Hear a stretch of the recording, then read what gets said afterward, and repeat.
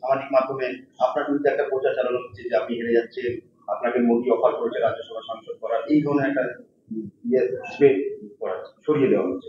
জানি না কোন সোশ্যাল মিডিয়া কি বলছে না বলছে, তো হঠাৎ আমাকে রাজ্যসভার সাংসদ করার মোদির কেন ইচ্ছা হবে আমার তো জানা নাই।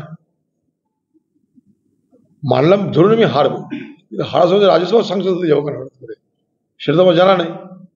এক, এমন না হয় যে আগামী দিনে মোদিকে রাজ্যসভার সাংসদ হতে হয়, তাও তো হতে পারে যারা বলছে।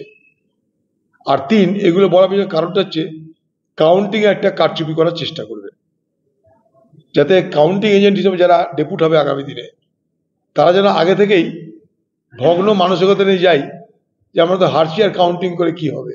এটা একটা আরেকটা সাইকোলজিক্যাল গেম চলছে, যাতে কাউন্টিং এ আমরা দুর্বলভাবে কাউন্টিংটা শুরু করি, কাউন্টিং এ হেরাফেরি হয়, সেইটাই আমাদের নজরটা কম থাকে, তার জন্য এটা চেষ্টা হচ্ছে।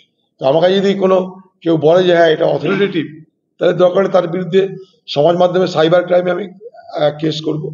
যায় না এসব এই সমাজ মিডিয়ার গাঁজাখুরির গল্পের কথা।